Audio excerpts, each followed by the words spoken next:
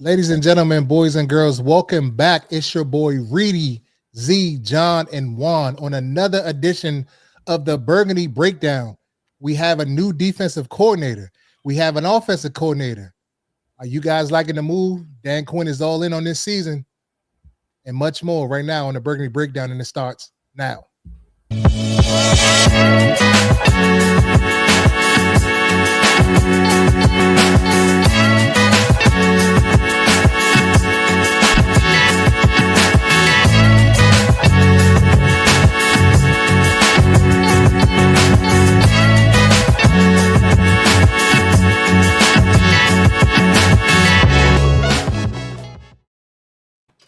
What's going on, fellas? How y'all doing tonight? That was a little shaky, Reedie. I ain't gonna lie. That was a little. I like the professionalism though. I like it. I was just. I don't know if that was your media background, but I was just watching a video. They was like, instead of saying you take that slight pause, to let it breathe. I don't know. I like that right there though, because I would have been I say because I'm real, I'm authentic. That's why I do it. You know what I'm saying? I think the book answer. That's what the book answer teach you, Juan, but this ain't the book. This the real world. Okay. You feel me? Yeah. Hey, but nah, man. What's up, everybody out there? You know what I'm saying? Welcome to another edition of the Burgundy Breakdown. We have a new defensive coordinator, Daronte Jones, formerly the DB's coach of the Minnesota Vikings, is our new defensive coordinator. How y'all feeling about that, fellas? Let's start with you, Z. How you feeling? I feel, I don't know. It's still a wait and see, but I would say, a day later, actually 2 days later, and actually getting some research and hearing some background, inside information about his style, his character, the type of defense that we should expect, just overall, like what he represents. It makes me feel like we might have got, a good guy that has a lot of upside that we can, look forward to. So yeah, it's still a wait and see, but I'm feeling okay about it. You're not feeling bad at all though. So what about you, John? How you feeling about this hire, man? Are you excited? You know what I'm saying? Like, it's 24, almost 48 hours removed since the news came down.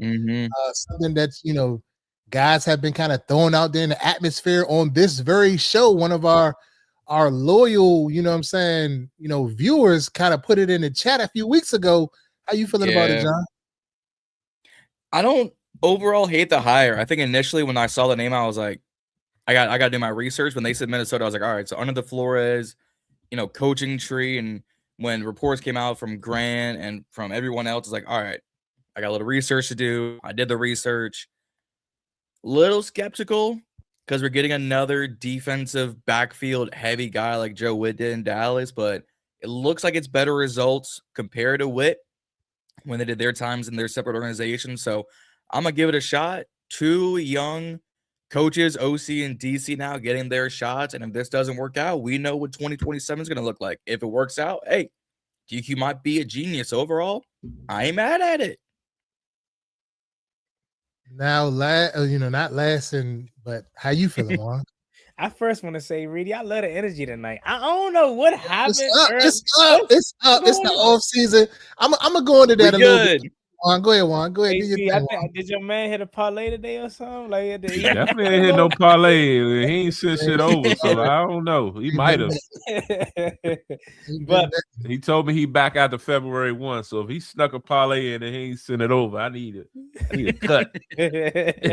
But man, first of all, does Daronte Jones got a jersey? Because y'all know how I get behind the hometown guys. I got them Chase Young jerseys in the closet. If he got a jersey, I want it, because when when we first made the interview, I was, of course, like, man, who is this dude? Like, didn't know really much about him.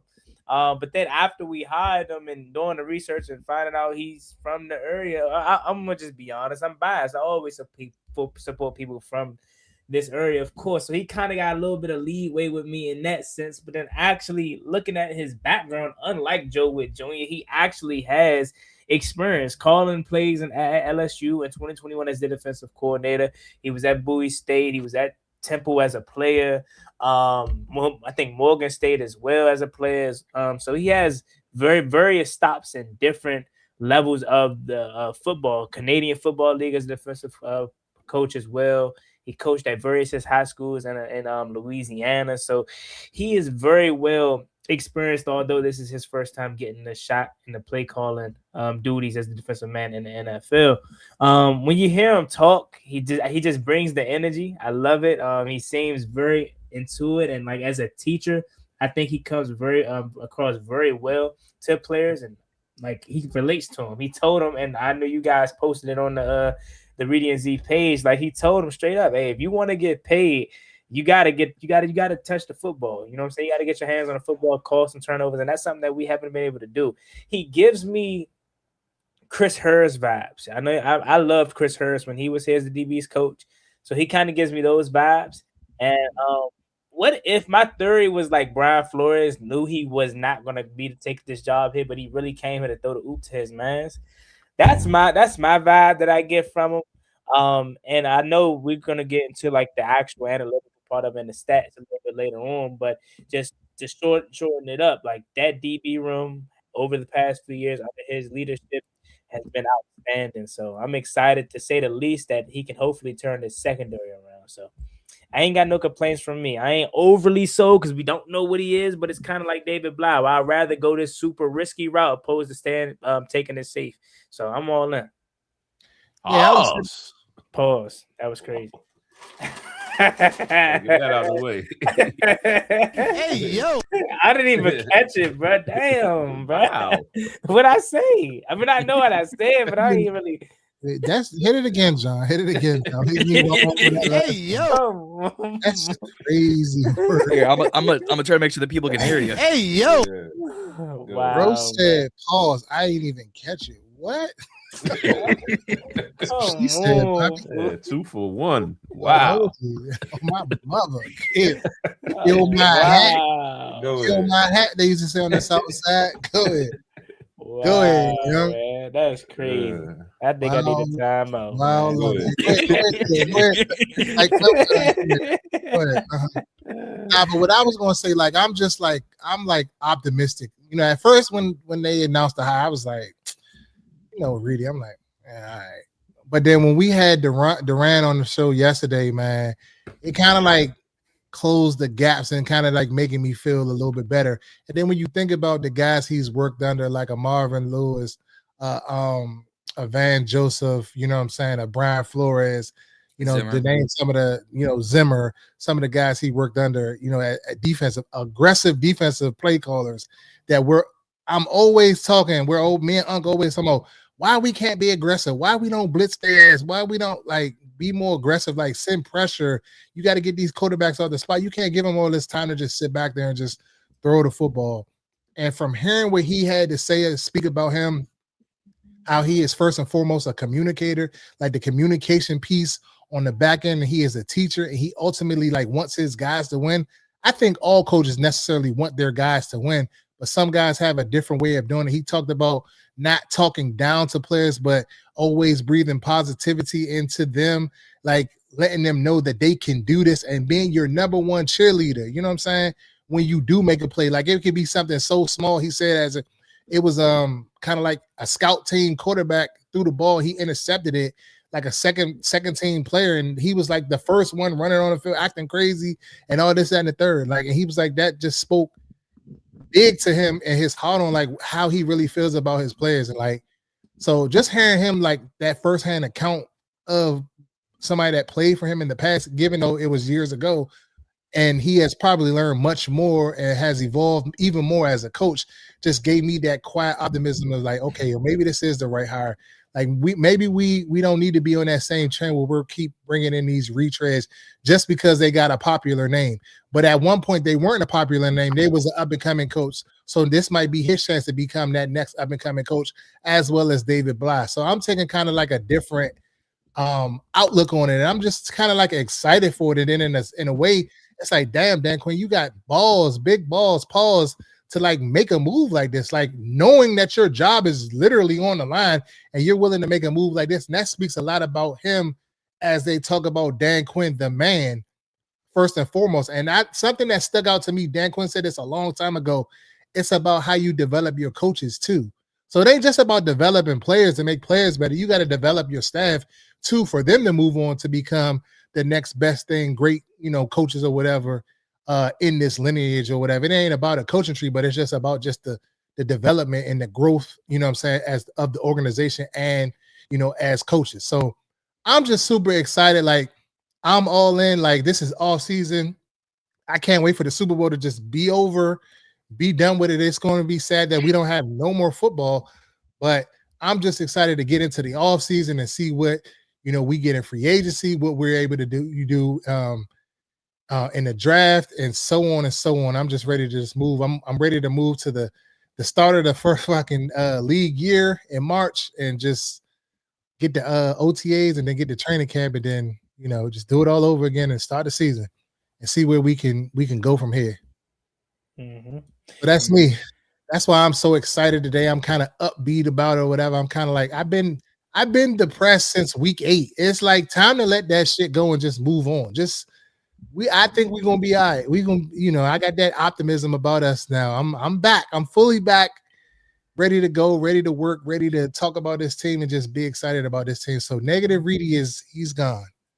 Reedie, just go ahead and say that's my man right quick. You are as well. You might as well. Reedie's guy. Nah, he ain't get that yet.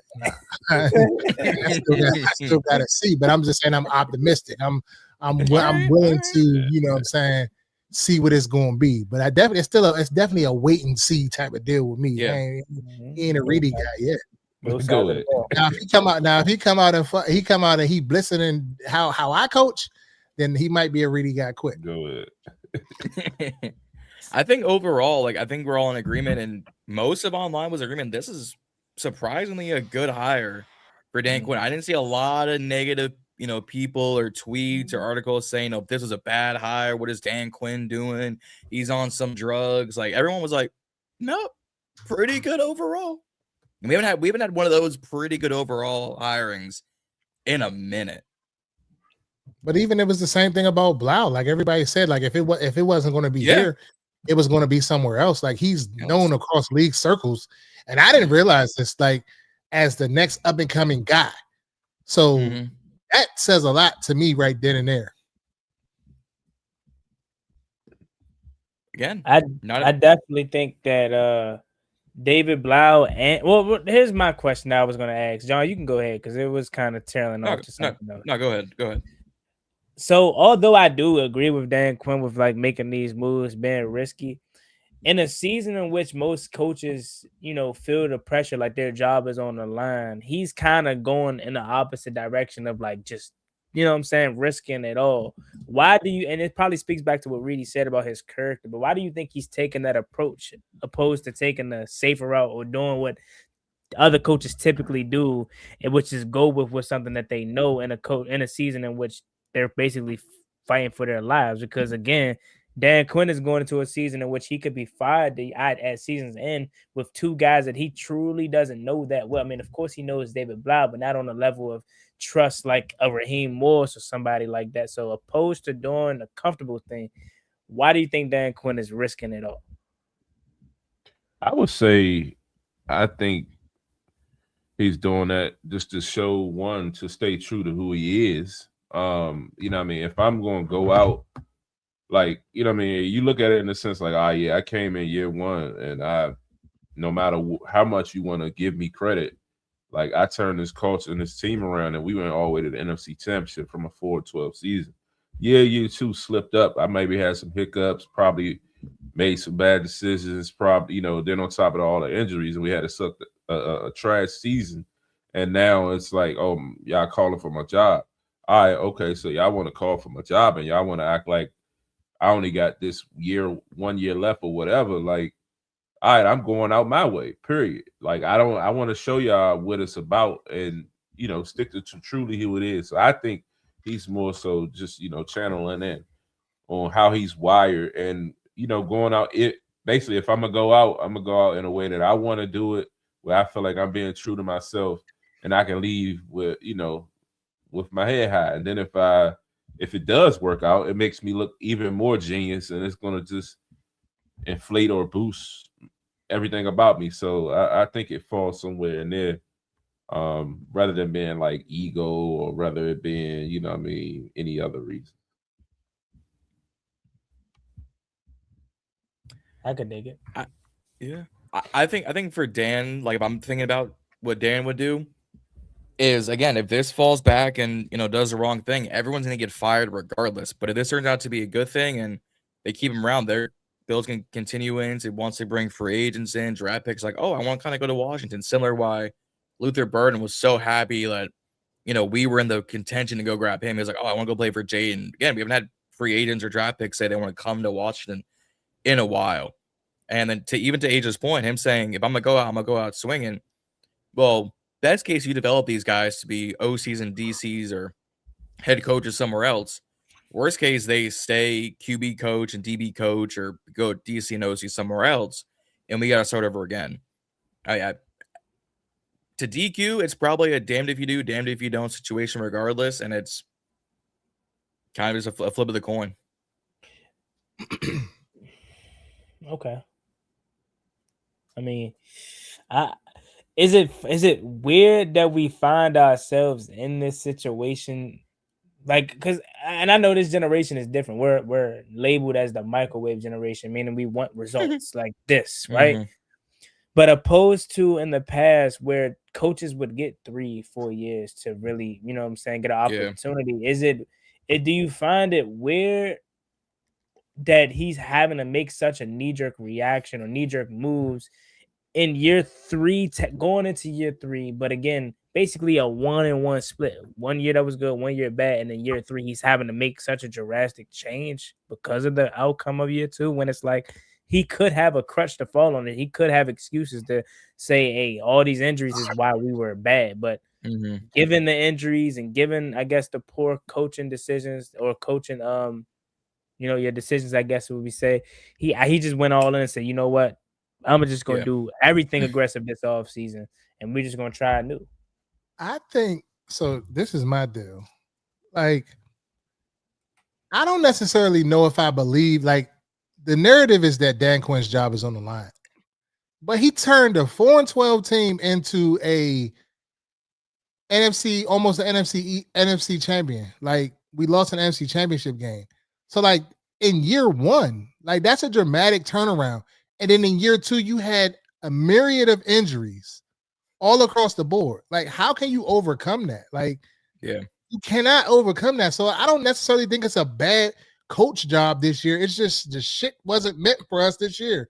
We were injured. We were hurt.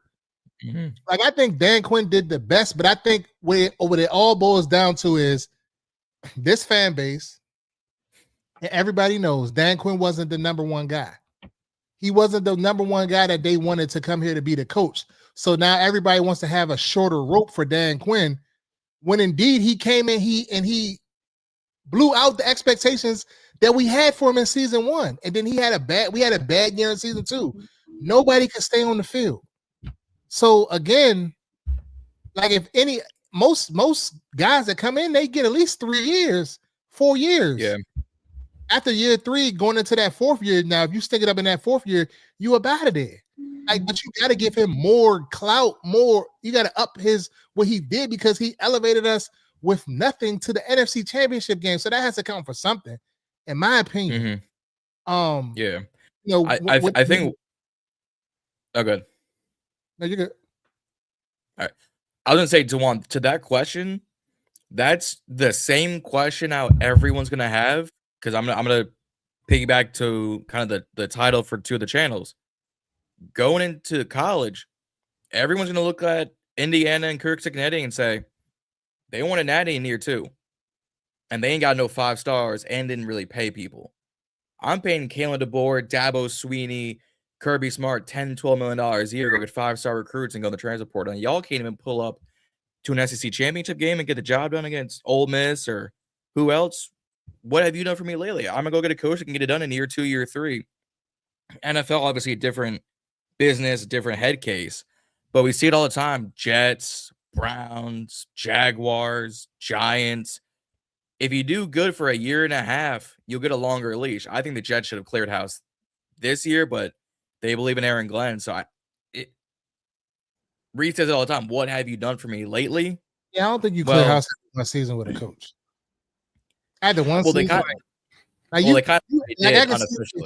you come, not to cut you off, but if you come into a situation where you got a perfect roster, like the Bears situation, Caleb Williams came into a roster that was already structurally sound on both sides of the field. They didn't do shit last year, and then this year they got better. Mike McDonald and all them, year 2, they're in the Super Bowl. Last year, we seen what happened. So, so last year was our jump year. Like all of these coaches that came in last year that were in the middle of the pack, probably didn't make the playoffs, so they were okay. They were better than what we were this year. But nobody was saying that about them last year when they didn't get there. But if it was Dan Quinn, then everybody was this narrative of, oh, he's going to get fired after this year. This is it. But it was a shit bad moment on both parties, on the front office and the coaching staff. So they have to acknowledge that and fix it this year. Like we have to be aggressive in free agency. We have to be aggressive all the way across the board. Like, and to your point, Asia, I don't know where the narrative came, but it just crept in there this year that this is Dan Quinn's. If he don't do it this year, he's fucking fired. Shit. How? He was in the NFC Championship a year before. How is he fired after 2 seasons? I mean, after 3 seasons, if he won in the first year, he goes to the NFC Championship. You ain't been to the fucking playoffs in I don't know how many years. When's the last time you've been to an NFC Championship? 1990 fucking one? He gets you there in 20-something years, and then you fire him because he has, a myriad of injuries, like I aforementioned said. Like, you can't blame that on the coach. Me personally, you can't. Now, I just think he got rid of the defensive coordinator, which was the problem in year 1 and in year 2. The offensive coordinator he wanted to make some changes to the offense. And Cliff we don't know what's happening. We're speculating. He probably said, I don't want to do that. Okay, well, I'll take my talents elsewhere. We don't know. And then you elevate Blau. So, that's just where I'm at with it.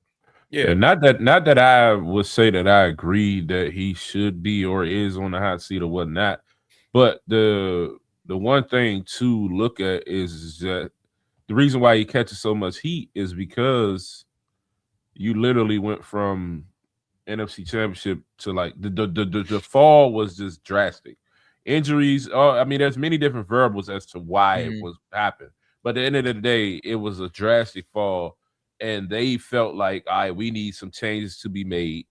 And like you said, Witt probably was going to go all the way anyway. I mean, they took his job basically mid-season and made it look respectful. So he was gone anyway. But the Cliff shit was probably like, I really believe they went in there on some look, all right, man, of course we want you back, but we want some changes. We need a few tweaks. And he no. All right, now we got to go find an offensive coordinator. And, we just is what it is. So, we'll see how it pans out and work out. But I also think none of this shit matters if we don't be aggressive, as far as free agency, as far as, really digging in the draft and really going out and get some players rather than, pussyfooting around and, getting a bunch of projects. Like, we need some ready now shit. Yeah. Asia, I will come back to your 2 comments regarding draft stocks because we're gonna start doing as Juan said earlier, the analytics to Daronte being new DC, and then we'll talk about offseason in a bit. John, I got a question though. What up? Did you say my real name? Like, did you say my name? I'm gonna answer your question. Or am I tripping? I think he said Asia. Yeah. Nah. I'm talking about not her comment, but he was like to your question. But I snap, he said my real name. No, he said a name. I heard him say a name, Daron or something like that, right? He said Daronte, the DC. Okay. The DC. He didn't say your real name. I don't even know your government name like that. Yeah. I don't even know your name. No, on God, it sounded like you did. Not that it was a problem. I was just curious. I was about to be like, damn, how you know that? Go ahead. You forgot. Hey, you never know. You entered the draft a few years ago, Juan. The military draft. John know about you. Yeah. I saw those conscription papers. I said, "This is a draft too." Go ahead. John. John worked for them people. That's why I see, and that's exactly why I asked him. I know a few things. But anyways, yeah. no, always a good time. No, but going back to our new DC, because I'm pulling up the what Chad said about Minnesota's defense in 2025, and some of this is Reedie I like. First in the NFL blitz percentage, 7th best for points allowed, 3rd best for yards allowed, 3rd best for yards per play, 10th for turnovers, 9th for first downs allowed, 5th in total sacks. That sign me up. If we can get anywhere close to that, sign me up. But see, that's the thing that I like looking at videos and stuff today online. Everybody keeps throwing up these, but he was on the staff. But that's not him calling the plays. Or him. Like he probably has an input in, their passing game coordination and stuff like that. Yeah. So like, I'm not gonna say he don't play a part, but that's kind of like you can't really like use that because he's not the guy. You know what I'm saying? Because a lot of times on coaching staffs, the coordinators have one vision, the position coach have another vision, and they don't be seeing eye to eye. Because the position coach thinks, okay, maybe we should be doing this, and this with these certain players, and the coordinator may want these guys in, and that's just a harsh reality of the way this shit goes.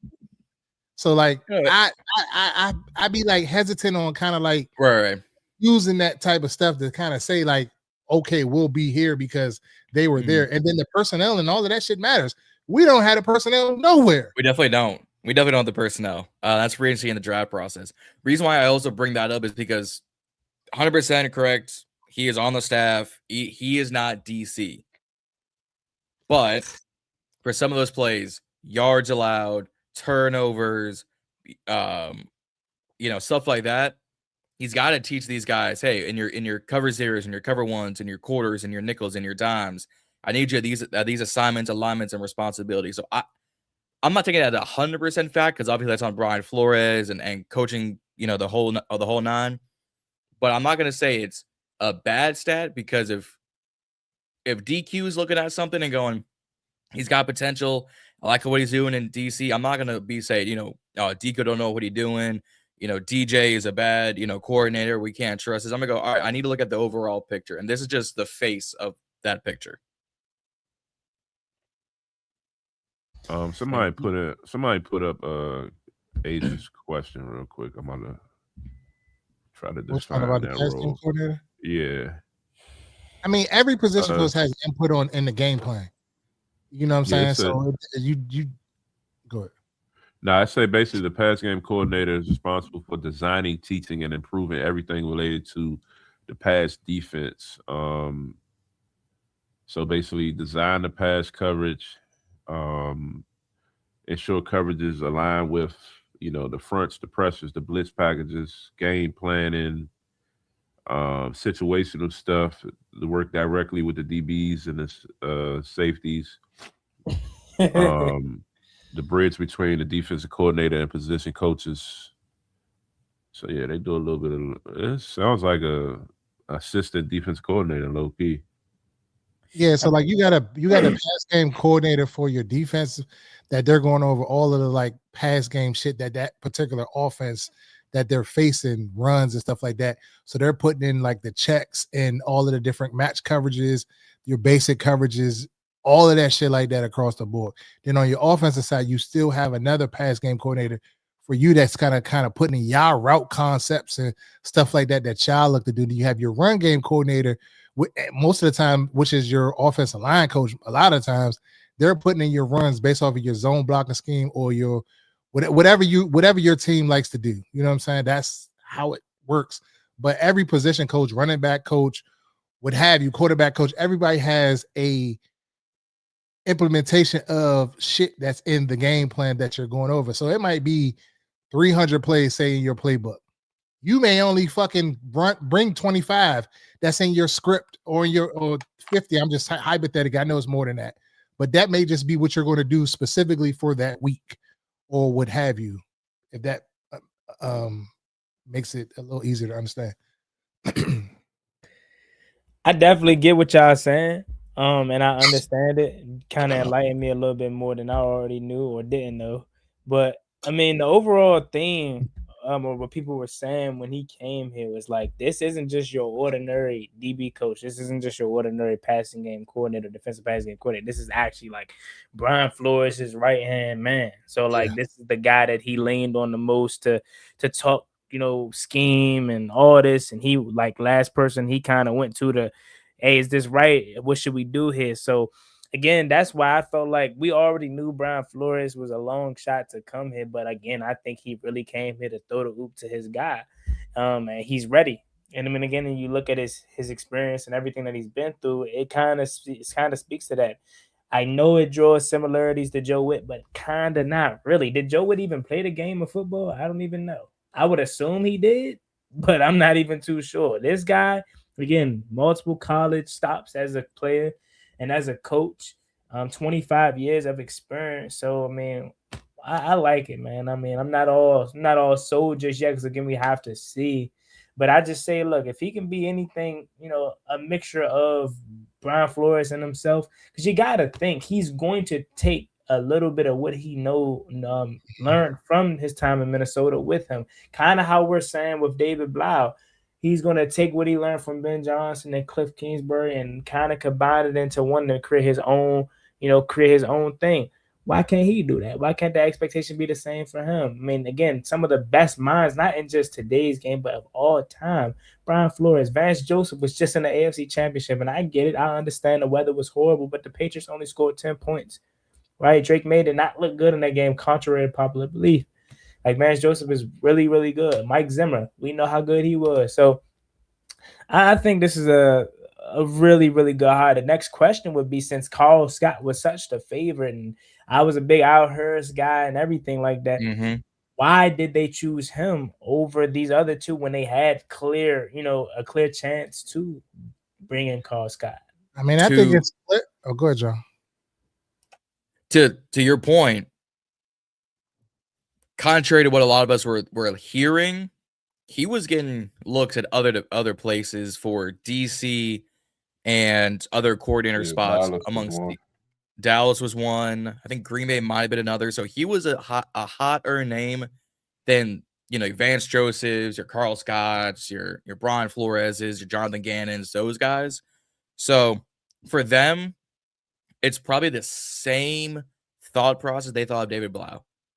Well, if we can get him now and keep him for at least 2 years, grow him, but keep my offense in-house, kill the interview process, and he's learned from well-respected coaches, rather pull the trigger now than in a week from now he gets picked up and that team does 85 Bears levels of defense, and we're sitting here saying, again, like we do it for Abel and McDonald and all these other coaches, man, we go had him. Why we let him go through our doors like this? Yeah, I think I think he did good on the interview. Simple, straight to the point. He did good on the interview, and I think he has experience. He's not like he's a young coach. He has experience. He's coached in the D1 level, SEC. He's coached in D2. He's coached in high school. He's coached at every level. So it's just his shot to get his shot as a coordinator in this league. Some coaches just can get just get their opportunities when they get their opportunities. And I think he's probably aligned a lot with what Dan Quinn wants to do. Dan Quinn traditionally is a defensive line coach. So, some people would say he kind of wants to bring people in. I think, did somebody say that in the comments? Yeah, Agent said it in the comments. Somebody, he wants to marry with somebody that's kind of has that back end. Because if you look at Dan Quinn, he brought in Witt because he marries with the back end. Everywhere Dan Quinn is somebody else that merges the back end with the front end. But you got to have all three levels of the defense. You got your defensive line, your linebackers, and your secondary have to play together. They had to have that synergy together, and that togetherness, and then somebody that's able to bring them all together. And I think their philosophies probably align, and that's why they hired him. I don't think it has nothing to do with not wanting to hire a retread or something. Sometimes people just blow you out the water, their knowledge of the game and what they want to do, and they align with what your core values and what you want to do. You know what I'm saying? As the head coach. That's a good point. That's a good. I think that could be what it is. I mean, we really don't know how these interviews really go. I mean, we can just assume. But it was just surprising because again, the leading favorite that everyone just assumed, oh, they're waiting for Carl Scott. That's why they have, because you remember it was that like week and a half where we just went kind of ghost quiet. No more interviews, no more, But no, real quick, I just want to say this. But like sometimes guys like this that like you really like, and like John said, like he was getting looks from other teams. So he may like make a decision and want to go somewhere else, so you might miss out on him because you're waiting for Scott that may not even come here. Mhm. Yeah. Like at the, we could have hired this guy, but we waited because we were waiting to interview Scott. We don't know when the fuck he's going to be able to come available now. Kind of like how we did with David Blau. Correct.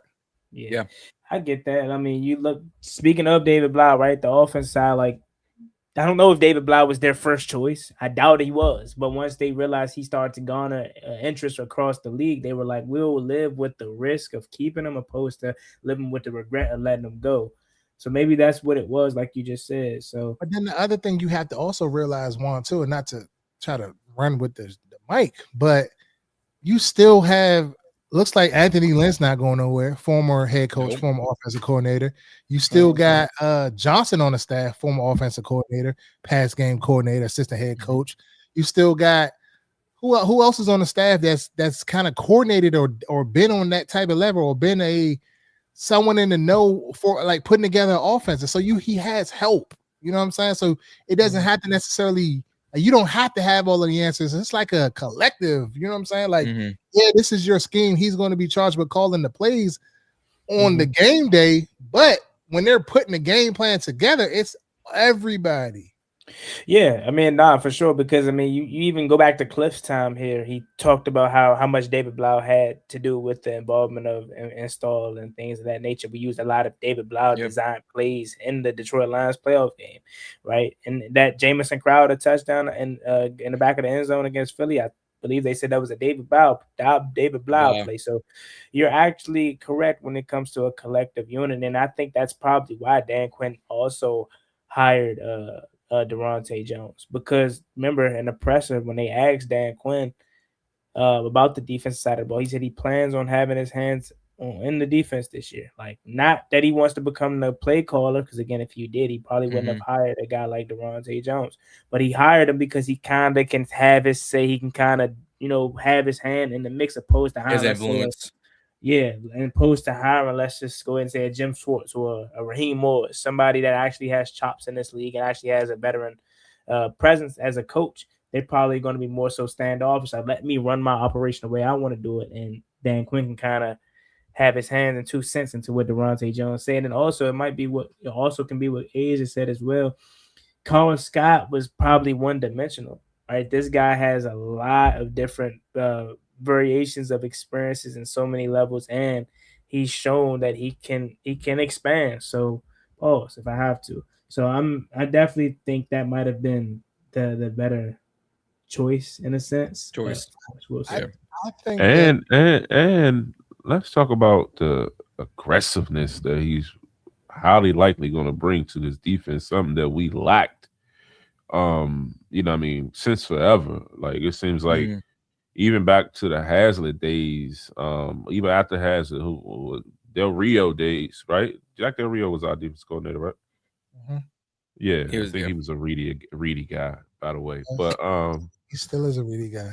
Yeah, go ahead. But yeah, like we started getting like, big names or just, notable names around the league as far as, defense. But it seemed like when they got here, everybody got passive. He wasn't blitzing or just didn't have the personnel. I feel like one, that changes. We will, seek and get the personnel. But two, I think he really gonna dial that shit up. Just as far as blitzing, listening to Duran yesterday, somehow he, even though it was 20 years ago, like he was big on man-to-man defense. So that could be definitely something that we see. I feel like Minnesota ran a lot of man. They definitely put pressure, on opposing quarterbacks. So that's the part I want to see the most. Like I'm excited that, for a lot of other reasons, or a lot of other things to talk about. But it's like, as far as like on the field, what he would bring, I really want to see that, because I think we're not going to see the same typical defenses that we've seen in the past. That 20 yards off the ball shit, I just don't see that flying no more. Yeah. One thing I find interesting, because Nick Javala had tweeted this out earlier, saying although the staff is going to remain fluid after hiring DJ as DC, they also want to bring someone in to oversee the front seven, so improving the pass rush. I'm curious what that's going to look like. If that's going to be a co-DC, or if that's truly someone saying, I'm D-line coach, this my crew. Isn't Kerrigan a D-line coach? Kerrigan is linebacker. He's like the pass specialist, like the edge rushers. Sharif is supposed to be the Daryl Tapp, right? Daryl Tapp and Sharif are the D-line coach. Mm-hmm. So, if depending on who, so they're saying that this defensive staff is going to remain. It's a fluid situation. Yeah, they haven't decided. Basically, it's open ended right now. Correct. Yeah, that could be interesting. Well, I'm gonna jump the gun and go ahead and say, and I said this before, but we can be either excited about this hire, or we could be like, damn, who is this guy? Why they hire him? They did a wrong move. None of this ain't gonna matter if we don't get on those nothing to work with. Simple as that. You know what I mean? First and foremost. Yeah. Go ahead and pay Trey the bag. Yeah. Get that shit over with. That's the first thing we need to do. Who, Trey Hendrickson? Yes. Yeah. The BIB boys are happy to hear that. I don't know about all that. Yes. Why not? Like, because it's just because his age. I ain't gonna lie. I know the production showed prior to that. Well, he had the core injury from this year. He gave you 17 sacks with these. It's just his age. Bro, really? Was he really injured, or was this just give me fuck through the season so I can get the fuck up out of here? Could be both. Could be that too. Could have been that because they hold him with his money. But I mean, and then think about it. We see what's going on in the NBA right now. A guy that just came to Washington, he's probably not going to play. Is he hurt for real? Probably not. Trey Young? Right. It's because they're trying to dictate so they can get a fucking draft pick. So I'm just saying, and that's just an example of he could have been on that type of time. You know what I'm saying? Could be. I don't know. I'm just speculating. I'm just throwing that out there. How often do you need abdominal surgery, core injuries we're talking about? So, could be that. I mean, if that's the case, I wouldn't mind it. I just always try to steer clear of these older guys, just because we haven't had recent success with older guys. But we haven't had recent success with younger guys either. No guys, younger guys, old guys. Older guys. No success. Take another sip, Juan, because we ain't had no success. Oh God, now. What's the best free agent we signed? But I want to hit on Asia's question. The question was if Love gone, if Love is gone, do we take Downs or trade back? We'll trade back, and I would say it depends on if you can trade. Depends on where you trade back to. So if we're at 7, if we can go back to 12 or 13 and still possibly land someone that's a 1A on our board, then I would do it. But if he's indeed the 1A right there on our board, then you got to take him. Fair. In that case. So that's all dependent on the trade back scenario. But if we had a higher pick, I feel like we had more leverage to get more. John. I feel like I don't know, John, you're the draft expert. So what can you from that 7 position? What are they saying? What is the book? What is the little book that they use for the drafting? Here you go. I wish. If you move back from 7 to what does that garner you in capital? So what you're talking about is the Jimmy Johnson trade template, because I've had to do this off season for me. Really, like I said, it depends on how far you go back. If you're going back to 8 to 10, you could probably get a 4th, maybe an extra 6 to go in there. If you're going 11 to 13, 11 to 14, 8 to 10, maybe a 4th. Yeah, because you're not going back all that far. Because you're getting a first round pick and then an additional 4th. Yeah, because you're not going back all that far. I thought when you trade back in the first, you still kind of can get some higher. It depends on who the board. It depends. It depends on the board, but I was just thinking like, I mean, I know you probably don't get no second, but you should definitely be able to snag a third. But also look at the teams. You got to also look at the teams behind you. New Orleans don't have that many draft picks. Cincinnati don't got that many draft picks. KC don't got that many draft picks. Why would they risk moving up 1 or 2 spots and having to give up a day 2 pick if they can sit and pick and still get their guy? Like if Jeremiah Love passes us at 7, why is KC going to try and jump Cincinnati at 9 if they knew New Orleans isn't going to take him at 8? So why risk that capital to go back? How do you know that though? Yeah. Kamara's getting older. Chase Brown contract is expired. So they got more necessities at tackle, guard, D tackle. How do you know they go deep, I mean, everybody doesn't go deep. Best BPA. Yeah, it is. But did Detroit this also I guess they did. Never mind. They sort of did, but that also depends on if they also view Shuck as their future long-term success. They're going into next season with Shuck, but is he going to be there for 3-4 years? Because if so, I'll take Love. If not, I'll try to improve my aging linebacker in Demario Davis, my aging D tackle in Cam Jordan. Thank you. I almost said Cam Hayward. I was like, no, that's the wrong Cam. So if one of those, because like Demario Davis is going to be a supposed free agent. If he tests waters, that leaves you P. Werner and Danny Stutzman. I'm taking Sonny Styles if I'm New Orleans and Davis leaves me. Hey, I would fix that. Remember last year during the draft, Reedie, how you say John was on the line? Oh, here we go. What prediction? Yeah, every pick, like, what the fuck? that was me the Gonzo year. I was like, God damn it. Because they didn't go fucking tackle. And I was cool like 5 minutes later. When we got on the pod, it was a different fucking story. A different story. I cooled off like 5 minutes later. People that convinced me, I was like, oh no, y'all absolutely right. A Crow. I'm sitting thinking like, John talking about all this shit. Watch on draft day. This shit don't go where he predict. He gonna be bad as that pick happens. You see the whole screen just get turned off, but like stream ends. We definitely gotta at least do a fucking a live stream for the top 10 pick or something. We'll do it for the whole first round. Because that shit gonna be hilarious. But John might hold back on the stream though. Like he might not give you his full. Just be like, I'll see y'all on Wednesday. Let that shit go away that he ain't fucking seen it going. That shit hilarious. Hold on. That they take Peter Woods. You just said that, John. I mean, we'll probably talk about it, but the draft is typically on a Thursday, so we'll wait a whole basically week. No. I would put out stuff over the weekend. No, I'm talking about for B this jump. TBB. No. I would still put out stuff for us. No.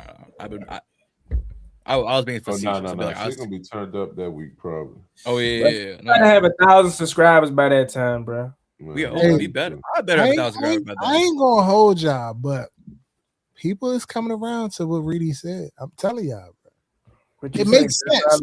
It makes sense. Yes, it makes sense. Nah, Reedie, you not about to keep taking all the credit by yourself. Reedie and Juan said that. And Z, did he say? I think Z said it too. John ain't say shit. John, John want to try to play the fence. I'm playing it cool. So he can come and say he ain't say that shit if they take Bane on one of them pass wresters. John wants to keep who's the one that John love? He glazing. You said the one. David Bailey. Bailey. Look, Reedie, John wants to keep us in mediocrity. He wants to continue to draft for need. That's how you end up with Emmanuel Forbes. Did we need a corner to take away the football? You're damn right. But it wasn't him. Go back and watch the BIB live stream. And now everybody's talking about, he's the defensive coordinator. He's a defensive back guy. So this means he takes down. Everybody want to use shit to try to pad their point. Like they said we need to take him. John, did we need a linebacker in 21? You're damn right. But that didn't mean it wasn't Jamin Davis. It was JOK all day. If we're being honest, like I want to break this down, and everybody in the comments, please help me out with this. Do we really need a box safety? Now, I get the argument on the edge rusher, but do we really diabolically need that we have to take him? People are saying he's better than Hamilton or Derwin James. So he's more than a box safety at the most. I'm going BPA. I told you. I don't care who it is. The best player available at 7 that is going to become here and be a blue chip player. So when we live stream on draft day, I'm going to be excited and happy with whoever. What scheme are they saying that Daronte is going to run? So 4-3 or 4-3-4? 4-3 is what I've been 4-3. Mm-hmm. But if you want to get more technical, they're saying it's like he's going to have more of like a man match scheme. Like kind of how Brian Flores is like he's going to be heavy disguise looks. So a lot of pre-snap movement, or not pre-snap, but post-snap movement. Yeah. So I mean,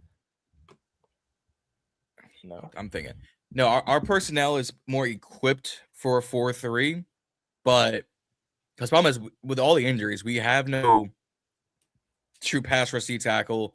We don't got the linebacker depth to warrant a 3-4. You wouldn't consider Daron a true pass rush D tackle? I'm not talking. I'm not talking Newton? Aaron Donald or no Daron Payne. Daron Payne. Oh, Payne would be a defensive end in that scheme. Yeah. I would rather put Newton out on the edge than Daron. Let Daron eat up space in the middle. No. I thought you were saying when you said a true defensive tackle pass rusher. I didn't know you meant like moving him to the end, how we did in the NFC Championship. I thought you meant like rushing from the interior, not moving him. So that's my fault. No. If we go to a 3-4, because remember we originally ran a 3-4 when Allen and Payne got drafted. When Greg Minuski was here, we was in a 3-4. And then when we got, what was it? We went to a 4-3. Once we got Del Rio, we went to a 4-3. Yeah. Prior to that, it was always 3-4. That's how Ryan Kerrigan was able to always drop back and get them interceptions. Yep. So yeah. Oh, but my question is, do we really need to take a safety? Is that the most pressing need that we have? So like people are going to say like that's a talent that you can't pass on. But I'm just taking it from an offensive perspective. Love is a talent that you cannot pass on. I would even go to say that you should take the receiver. You know what I'm saying? Like, is he that much better? Like, do we think his career is going to pan out and be better than them guys that are kind of in line with him to go, that we have to take him? I don't think safety is the biggest need. No, honestly, it's up there. Nobody's not the biggest need that we. I just like the player. That's what I was about to get to. I don't think running back is the biggest need, neither. However, again, the perspective that I'm taking, I think most fans are going to be fine with taking is whoever is there at 7. If Caleb Downs is there at 7 and he's the best player available, you have to go Caleb Downs. For me, because that's them predicting that he's going to be the one that comes in day one and is going to turn like boost it. And come on now, we know for damn sure he's going to boost his defense, regardless of if we think it's a hot. You know, you get a healthy Trey Amos back out there, you get a Mikey that I think is probably going to benefit the most from Daronte Jones, because I think they're going to actually let Mikey be a playmaker, right? I don't know what we do with that other outside corner position. That's a question mark. But then let's say you figure that, It's free agency. Somebody's gonna come in Rick here. Willen, maybe. I mean, Rick Willen pissed me off, but like I watched Rick Willen. I know he has not been the same since his rookie year, honestly speaking. But like watching him on Sunday, like he is the prototypical corner you want. I mean, 6'4", like can run with the blazing best speed. Of them. Like pause, lengthy, and like you know what I'm saying. Like he's what you want as a boundary corner. But it's up here that kills him. He shows off. He like that shit was insane. Like I ain't gonna lie, I'm all for like showing off and you know what I'm saying, doing your post out, but to actually like really go to their side, they had no choice. What killed me the most is the ref was letting him get away with it too, right in front of the referee's eye. I was like, all right, 1, 2, 3. you're out. He went for like 10 seconds, and they went, all right, here's your flag. Like, they're letting him get away with it. I think some of these conversations that we having, like, I feel it's a little premature because free agency is going to tell us where we go, like, as far as like we'll keep doing all this arguing back and forth, this is that and the third, but free agency is going to really set us up for where they're probably going to go or what need they're going to go. So I mean, we got a while. We got like 2 months. Yeah. I mean, nothing says you also don't. Depending on how we move around the draft, where we don't double dip, we could sign an edge and still draft an edge at the same time, and say we got young depth and veteran leadership for. I'm saying Love at 7 over everybody. That's what I'm saying. That's my stance. But if Love is gone at 7 and Downs is there, you may have to take him, or depending on what else you have on your board that's kind of similar or whatever value wise, if you're going back 4 or 5 picks or something like that, you could still possibly snag him, because I seen it in a mock draft. I think it was Daniel Jeremiah's the other day. He had him going like 14. Downs going like 14. So, and then you got to think, when the combine and all this shit comes around, these guys get to running these 40s and all of this other stuff. That stock is going to be going up and down, up and down, up and down. It's still early now. We don't do nothing. I mean, but that's what I've been talking about between Twitter and then the next 2 or 3 weeks of content I'm putting out for BIB Draft HQ, because we're having the Senior Bowl and the East West Shrine Bowl in Mobile right now, and we got some of that stuff coming up. Some of these guys are already shooting up boards between content creators, between draft experts. Like, I had a few corners and safeties that we took in our drafts. I've been taking in my drafts in late day three, that I'm saying if I don't get him by round 5, he's long gone. And to your point, the combine's going to do that. The Senior Bowl. The trade back scenario situation is just kind of help us, because we're kind of lacking, because we don't have no, second round pick. We don't have a second round. Kind of like down the 8 ball on those picks. So we kind of got to like try to fill in the gaps. I've been saying for months, though, if you are trying to trade back, this ain't the draft for that. Because it's literally Fernando Mendoza. You will not see another quarterback unless Pittsburgh does a stupid thing until probably the 3rd round. If you want a corner, there's plenty of them. You want a good safety, you can get plenty in day 2, day 3. You want an edge rusher, plenty in day 1 and day 2. You want D tackles, there's a few here and there, but no one's going to be trading up and down the board like we saw last year for quarterbacks or edge rushers. Because there's such a depth at each. Or there's depth at edge, but no depth. And I love Trinidad Chandler's. I love, Nussmeier, Simpson, cool. It's Fernando 1. And then there's a Marianas Trench before the next quarterback that should be taken. So if you're trying to trade down, this ain't the draft for you. I'm sorry. I love me getting extra draft picks and getting my guys. If we do what we did last year and we don't trade down at all, I said this in November, December, January, February. This ain't the draft to trade down, and I'm not gonna be surprised if we don't. I'm with you, John. I'm tired of this narrative of we need to trade down. We done seen Adam Peters with more ammo. Clearly, I'm not gonna say he can't do it, bro. But just because you got more draft picks does not guarantee you're going to hit. You're gonna hit. Yeah. Guarantees more whiffs. So yeah, but that guarantees another opportunity of you drafting Johnny Newton, drafting Ben Sinnott, drafting Luke McCaffrey, drafting Jalen. Like, you know what I'm saying? Those kind of guys, just because you decide to trade back, came Madrano. Well, I'm really speaking more towards that 24 class, if I'm being honest. Yeah. Because the 3 second round picks, like I'm gonna say 2, because I think I'm still a big Mikey guy. But Ben Sinnott and Johnny Newton, those guys, they really haven't panned out to this point.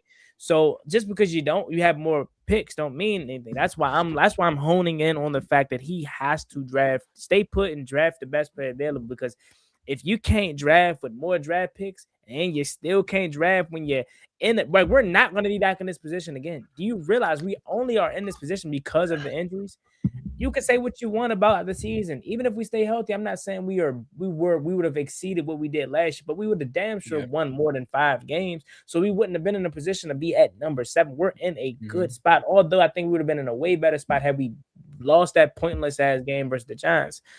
But we're still in a good spot, and we probably won't be back here next year or the year after that, because the trajectory of what we think this team could be when healthy. Mhm. You gotta sit there and take a blue chip player. Again, you're not at 29 come on, that's basically the second round. So you can afford to draft a Josh Connolly Jr. at 29 because you don't really have that much to pick from, or you don't really, know exactly what's still there and that who could turn into something special. At 7, this is who you draft to say, come in day one and you got to light it up. That's why Has we're to so be a high. day one starter. Yeah, that's Has why to we're be so day happy Day one starter. If I'm taking you there. Mhm. Has to be. And if we're having these conversations, Pause, if we're having these conversations at picks, If I'm taking, bro, day one starter. If I'm taking you there, That's a reach. it's a that's a pause. little read. I'm talking clearly about draft, and he's talking about respect. Take him at 7, Bobby. There's always be looking for a laugh, bro. Like, You see what this on him? We want to give all these explanations. go ahead. You got it. I mean, we're having these conversations at my man pick Mike. 7. Go ahead, hype it, Mike. What Mike? Mike in here today? Yeah, Go where's ahead, Mike? Look at you Laying talking us about down. Letting us down. No, we're having these conversations at 7. If we were picking inside the top 5, we'd be having to, do we risk taking Jeremiah Love at 5? Do you risk Caleb Downs at 5? Do you risk the pass rushers at 5? We're sitting here at 7 in between all that saying the same thing. If we're picking inside the top 5 areas, it pretty much be saying, like, do we take a wide receiver? Do we take cornerback? Do we take edge? Like, being at 7 is a little weird, but to Juan's point, we ain't going to be here again. Neither will Cincinnati, neither will KC. So they're like, if we're here, might as well take the best player for our team and then just go from there kind of thing. And if we allow Kansas City to get their hands on Jeremiah Love, good night. Do you understand? If we let Andy Cincinnati get him too. Yeah, but Zach Taylor's still their head coach and play caller. That's facts. But Andy Reid, you saw what he did with Isaiah Pacheco. Like, come on now. Like, that's why it's so important to just not even necessarily keep him away from other teams, but you got to take who is there that's the best available. Now, I'm not going to lie. I'm probably leaning more towards Reedie side with, like, at 7, still take Jeremiah Love. But if you got options at 7, like Caleb Downs, Cornell Tate, which I doubt, but Cornell Tate and Jeremiah Love are all still there. You in a pickle. Like, I get it. Like, it's like, shit. Like, who do I, you know what I'm saying? Like, yeah. I mean, granted, this compared to even, let's say, the past 2 drafts, us being here at 7 and still having some decent guys, because I think a tackle goes inside the top 5. I think a receiver and a quarterback go inside the top 5, and probably Bain at 4 to Tennessee. So if we're sitting here at 7, we have David Bailey, Caleb Downs, Jeremiah Love, Mekhi Lemon, and let's throw Sonny Styles in there for shits and giggles. And it's a good problem to have of saying I got a pick of the litter and I got a blue chip day 1 starter off the beat versus at 29 we were last year saying, well, Connolly at 29 isn't much than taking Connolly at 35. It's just value of where you want to go. Like Amos should have been a first round pick. We got him at 61, and I was over the moon for that pick. But if we took Amos at 61, I've been saying hell of a pick, first round talent. We got him at the end of the first round. Call it a day. We got plenty of options at 7. You almost can't go wrong at 7.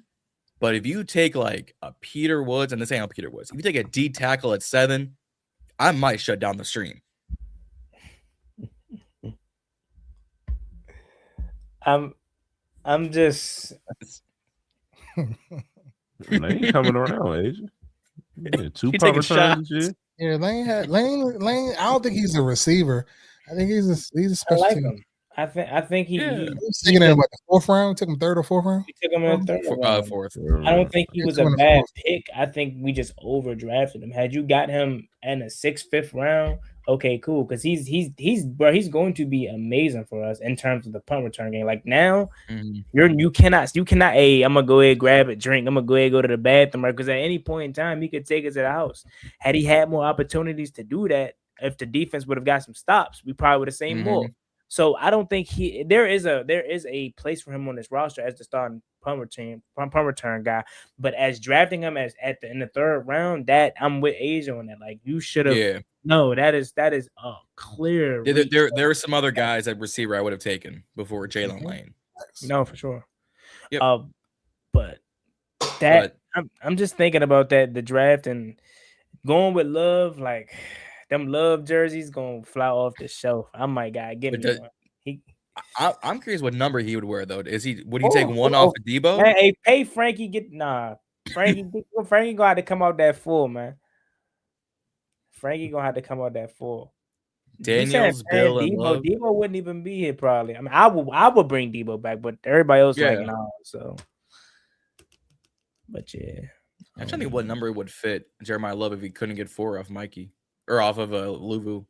Who got 2 again? That might be a dumb question, but I forgot. Lattimore, but he's gonna be gone. But he'll be gone. Might be 2 then. Two could rock.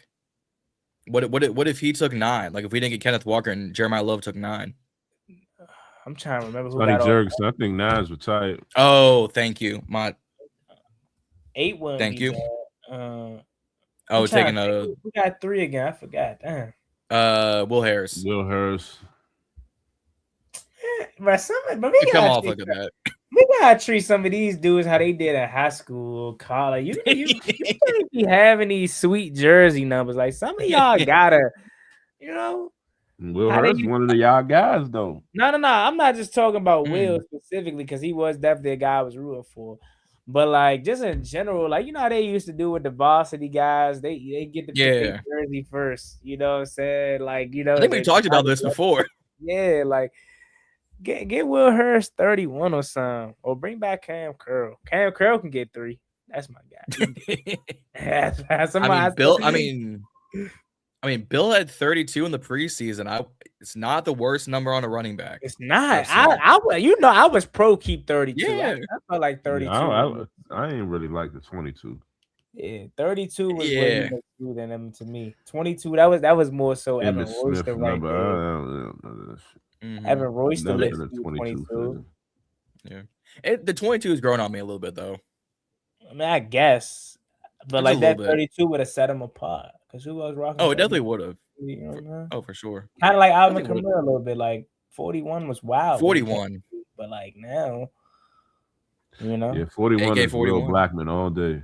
With Will Blackman. Oh my God, what a pull. With a pull. That is a pull right there. Look at him. He used to fry me, bro. Like, he was so bad. I mean, I think we're all kind of in the same boat. Like if they took, regardless who they take, as long as it's not like some out of pocket reach, we're not going to sit here and say that's a bad pick. We're probably going to sit here saying, nope, that's a day 1 starter at the end of the day. Like if they took, some of them are somebody gonna come out of this jump and be mad. Oh, for sure. But I hope not. I told you someone will. I hope they let Noah Brown ass take his ass to the retirement home some fucking way. Which you're talking about Brown or Igbenogany? No Igbenogany for sure. Can I make a case that we keep Noah? Please do. I don't know why they get him so long. Yeah, like I mean, he's a young guy, and he's not. We can't even jump off and say he's a Z guy. He's not a Z guy. But I was about to bring out when you was going on his ass. Yeah, he's not a Z guy, but in the sense of like when he get on this, he plays like meaningful downs. Like when he make plays when he's in the game, he steps in. When Lattimore went down, and you had to bump Jones in the lineup, then Jones went down. Noah had to come. Like he plays solid ball. Like they just for whatever reason don't like him. Tried to trade him before the at the end of camp and all that. Like, and he young, he like 25, 26 years old. Like re-sign this dude, man. Let him do his thing. There are much worse corners to have on this roster than Noah. Yeah, like he's solid. Rasheed Rice is what they want Lane to be. What is he? What? Oh, I saved him, Reedie. What is he? He's solid. He's solid. He's a solid football player. Yeah. You said something else too that I caught. I ain't say no. I say he's solid. No, they heard it. Run the tape back. Oh no, what I say? Back. On the tape, I don't know that. Come on, Pan. Ball. I heard that, but like I said, it's a reach. But I ain't gonna reach. I mean, it could have been reached. So you try to reach. You chat. Pause. I was about to say. Pause. If you point it out, then and it makes sense to reach back. Oh, speaking, hey, look, I gotta give Reedie his flowers. So somebody the other day Fuck told Reedie. me, or yesterday, somebody was like, I ain't even know he watched the show, but it's one of my guys. He was like, yeah, I be tapped into the show. He said, Reedie funny as hell. I said, oh, You should have said, that's what you got to say. Like, fuck Reedie. That's the next t-shirt. Just fuck Reedie. So Reedie, you whatever you doing when you come on a show, man, you know they watching people that you need. I ain't doing nothing, man. I'm just giving my honest opinion on this shit. Like, it ain't the right answer, maybe, but shit, that's what I believe. Hey. Well, you be tickling them, man. Oh, what? If my son heard that right now, he play dead. Hey, yo. Kingston ain't got too much ground to walk on. You be like, Daddy, I beg your pardon. Another grown man. What? Yeah, I need to call him. He's on your podcast talking about another grown man tickling another grown. Hey, yo. I ain't gonna lie. I ain't gonna lie. Any other time it randomly happened, but I purposely did. Fam. Yeah. But nah. Yeah, King probably watching the show right now because he definitely be glazing. When he fake like he only like the Ravens or whatever, he be glazing, but he ain't really got too much to stand on right now. So after that cone situation. I told you that in confidence. Don't be go ahead. You know that that's his man. Hey, we might gotta get Reedie a Chris Paul jersey. I don't know what talking about. Ask me about Chris 75. Paul. He a wild up. 75. You rock that 75. Reedie Paul. When we hit 1,000 subscribers, Reedie, you gotta take a picture with the Chris Paul jersey on. Yes, sir. 1,000 subscribers, man. Yes, sir. That's John, man. Look, he trying Absolutely. to I'm dying over here. Chris Rudolph. I thought Juan was gonna say take a picture with Chris Paul. I was like, hey, what? Eating ice and shit. Look at him. Y'all remember the catch off the Sandlot? That's like John. Y'all remember the movie The Sandlot? Yeah. I don't know. They said Reedie Witt Jr. Go ahead. Chill, Mike. Chill, Mike. See, Mike, I was asking for you earlier because they tried. Z was over. He was in here, Paul's reaching and shit, trying to say I said some weird shit. I ain't say that way. It was a reach. Go ahead. You know, if Mike ain't say that, it was definitely fucking a reach. I'm waiting for nephew to come in this jump. Well, I ain't seen nephew all stream HTTR.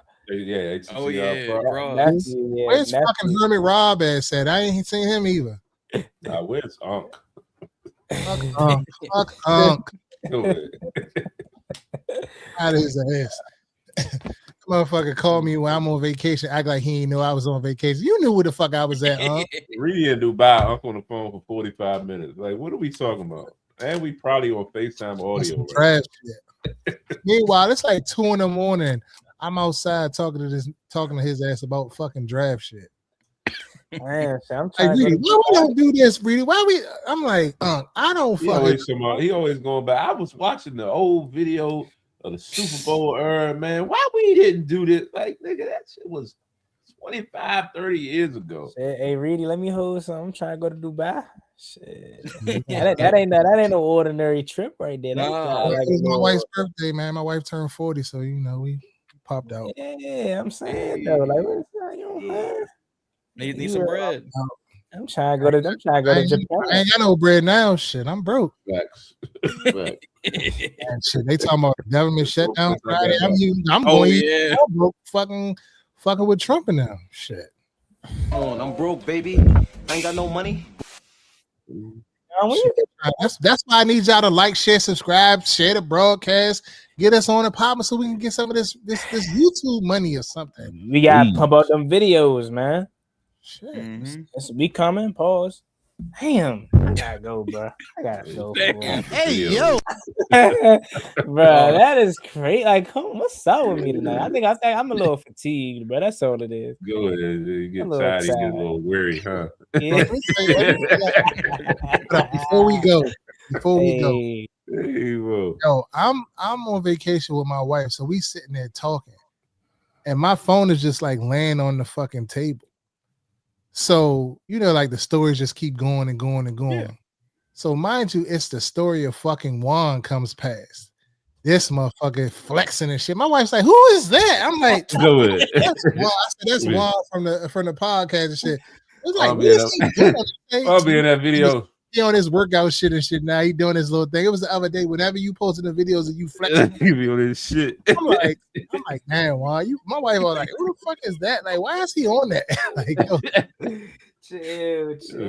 That guy, fitness little, you feel me? It ain't nothing. His men's health shit. Go ahead, man. Yeah, man. Nah. That is crazy though. My fault. I ain't even. Nah, you Go ahead. Of all the time, she goes, "Ready? Who's on your phone?" Like about 5 years ago. in my mind, I'm like, damn, like you questioning me, like tell me, like in my mind, I'm thinking like, she like, man, what you want, bro? What you? Go ahead. I'm like, man. That's funny shit. For real. Hey, She about to say, I'm leaving you here in Dubai. shit. What's about to happen? give me that. I mean, we can talk about this just real quick before we got here. The Sorry, no, I'm fine. Hall of Fame snub, fam. I was at dinner with this. Now, give me a lot of hate in this other team shit. He gonna get in. Like, I mean, He will. he gonna get in. Fuck him. But now, like, why though? It ain't fuck him, but That's the greatest coach ever. Why? Like, why? It's gotta be some petty bullshit it's politics. some bullshit though. It definitely is. You can't tell me that. You can't tell me that. You can't tell me Polian ain't salty from all the years Belichick beat his ass. Probably. But if it is, but you seen the NFL posted a fucking A response. not a statement or whatever talking about that. Like if it's some shit, some crazy shit going on between the 32 people that they select to, then they'll investigate it and they'll remove. Yeah, Man, tell London Fletcher get in the Hall of Fame. That's what I'm saying. Get him there.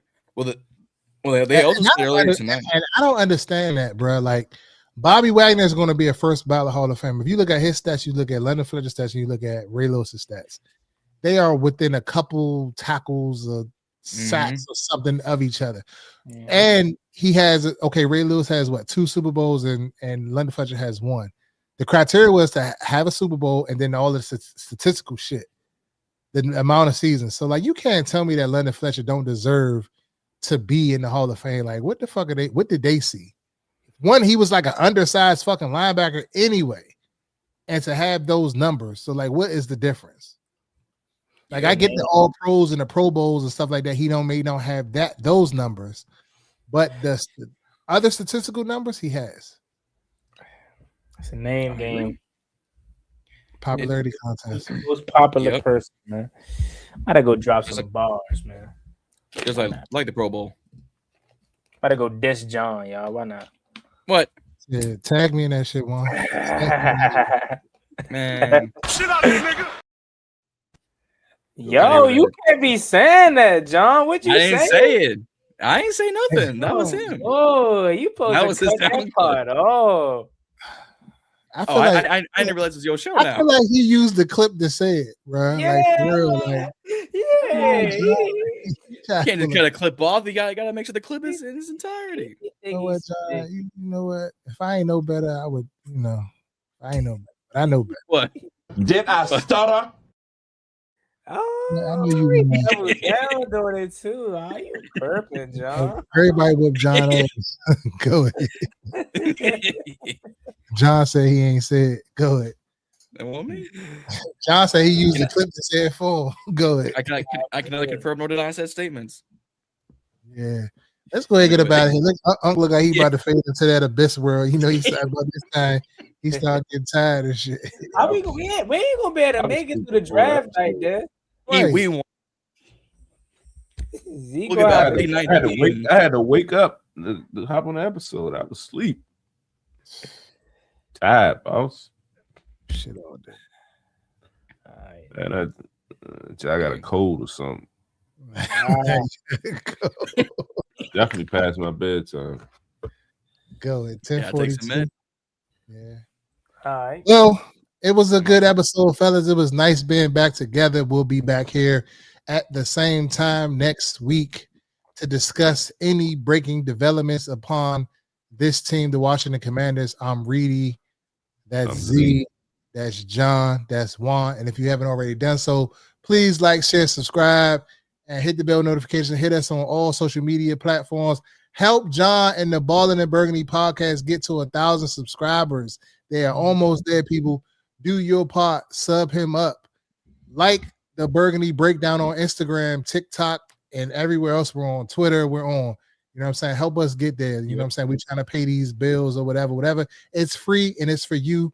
And you damn sure can't get it at Walmart. So just go ahead and do that for us. And we appreciate y'all. And we out of here. Peace. Peace.